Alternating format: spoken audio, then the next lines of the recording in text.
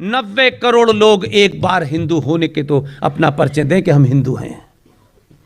हिंदू होने का मतलब यह नहीं होता है कि आपने दीपावली मनाई और होली मनाई। हिंदू होने का अर्थ होता है आपने सनातनी होते हुए किया क्या। और मैं दुर्भाग्य मानता हूं कभी कभी हम और आप में से भी अगर उस पद पे कोई बैठा होता, उस मनोदशा को समझिए, क्योंकि यह बातें करने से आपको लगता है कि नहीं, आप समझिए, अपने आप को उस पोजीशन पर रखिए और सोचिए कि यार 90 करोड़ लोगों के लिए मैं भी अपना समय पार करके चला जाता। इतिहास में बहुत लोगों का नाम है, उसका भी नाम लिख जाता, लेकिन वो जिस मनोदशा में काम कर रहा है उसमें वो ये चाहता है,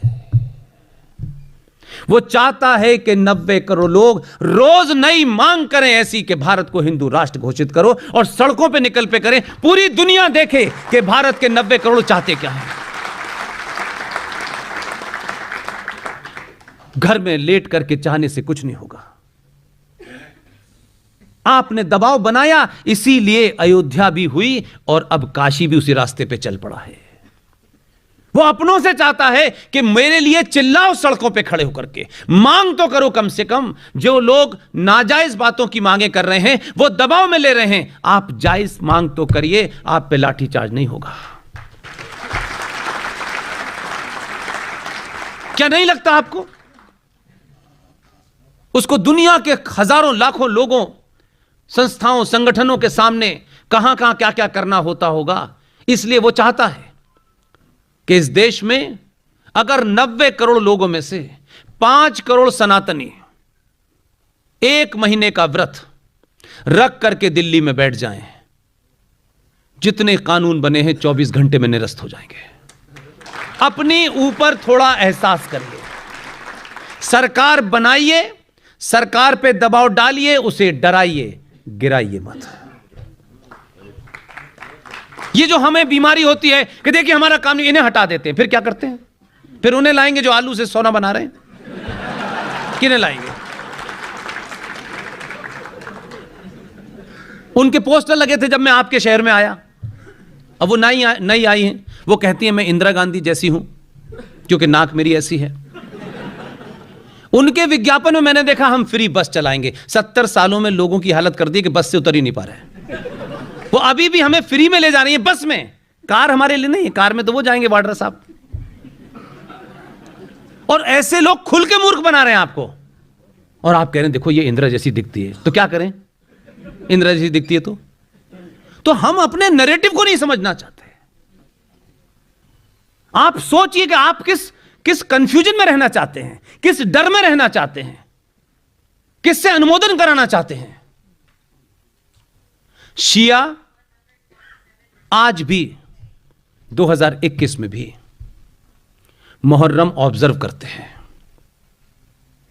किसी ने पूछा ये शिया मुहर्रम में क्या करते हैं, ये मातम क्यों करते हैं, ये सीनों पे छुरी मार मार के खून क्यों निकालते हैं, ये या हुसैन क्यों कहते हैं, या यजीद किसे कहते हैं, किनको गाली देते हैं, किन के बारे में बुरा भला कहते हैं, ये हमने जानने की कोशिश नहीं की। ये शिया मातम इसलिए मनाते हैं, उनसे सीखिए। जो लोग आपके पूर्वजों के हत्यारे हैं, जिन्होंने आपकी नस्ल दर नस्ल हत्या की है, अगर आप उन्हें भूल जाते हैं तो फिर इतिहास आपको भी भूल जाता है। इसलिए शिया इस देश में नहीं, पूरी दुनिया में मुहर्रम मनाते नहीं, ऑब्जर्व करते हैं। वो दुख का दिन होता है और उस दिन इमाम अली को, बीवी फातिमा को, उनकी जो बेटी थी, जो अली की पत्नी थी, उनके नवासों को, मारने वालों को कोसते हैं ताकि दोबारा से वो न पैदा हो पाए। उनके लिए मनाते हैं। उनके और इनके बीच में झगड़ा इतना है, आपका तो है ही नहीं, आप तो खामखा बीच में आ जाते हैं, आप है ही नहीं कहीं बीच में। पाकिस्तान ने अपने यहां शियाओं को मुसलमान नहीं मानते, वो उनका कत्ल वाजिब है वहां पर। इसलिए मैं मानता हूं कि इस्लाम को लेकर के सुनी सुनाई बातें न करा करें, तथ्यात्मक बातें करें। तीनों शुरू के खलीफा मारे गए और वो कहते हैं Islam is a religion of peace. Coca Cola वालों को पता चल जाए ये ऐड तो बेच देंगे वो। और आप कहते हैं सारे मजहब बराबर हैं, सारे धर्म बराबर हैं। आप खामखा कह रहे हैं क्योंकि आपको भाईजान की सेवैयां खानी है जबरदस्ती में। हमें दिखना है ऐसा। अरे किसी को गाली मत दो, किसी को मारो मत, लेकिन सच बात तो बोलो यार। जिस सच का ढिंढोरा हम पीटते हैं, हमें माता ने कहा है सच बोलने के लिए, पिता ने कहा है सच बोलने के लिए, तो सच बोलो ना यार। भाईजान के सामने जाने के सामने फिर चारा क्यों हो जाते हैं आप? सच बोलो कि ये चीज ही नहीं है, कोई एग्जिस्ट ही नहीं करती।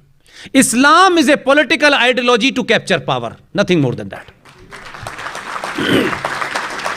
पूरी दुनिया में ये कर रही है। तथ्यों पे बात करिए। क्या मैंने उनके शान में कोई गुस्ताखी की है क्या? उनकी बेटी का नाम फातिमा था तो मैंने फातिमा बीवी कहा। या नहीं, यह हाल था कि जब उनके शौहर की हत्या कर दी गई तो जो उनकी बेटी थी फातिमा, उनके पास खाने के लिए नहीं था, तो प्रॉफिट मोहम्मद ने जो बाग जिसके अंदर बहुत सारे फल लगे हुए थे उसे बागे बिद्दत कहते हैं, बिदर कहते हैं, वो लेने गई तो अबू बकर जिसकी बेटी 7 साल की थी, जिससे निकाह किया था, 54 साल के युवा ने, उस अबू बकर से लेकर के जितने बैठे हुए थे भरी सभा में गई और कहा कि मेरे बच्चे भूखे हैं, मुझे मेरे हिस्से का वो बाग दे दो। उसकी हंसी उड़ाई, उसका मजाक उड़ाया उनकी बेटी का। वो घर वापस आई, उनके घर में फाके पड़ रहे थे, वहां यहूदी रहते थे। उन यहूदी औरतें उनके घर गईं और उनसे कहा कि आपकी चिमनी से कई दिन से धुआं नहीं आ रहा है, क्या घर में फाका हो रहा है क्या? उन यहूदी औरतों ने प्रॉफिट मोहम्मद की बेटी को खाना खिलाया। और पागलपन देखिए, वो यहूदी प्रॉफिट मोहम्मद की बेटी को खाना खिलाते हैं, उनकी मदद करते हैं, और ये क्या कहते हैं? ये यहूदियों को काफिर मानते हैं, इनको मारना जायज है। लेकिन जहालत की पराकाष्ठा देखिए क्या है। पिछले 1400 साल में घूम करके दुनिया के किसी कोने में चले जाएं, इन्होंने सुई नहीं बनाई, पेंसिल नहीं बनाई, लेकिन इतने ज्ञानी हैं कि उस यहूदी काफिर और हिंदू काफिर को उसी के बनाए हथियार से मारेंगे।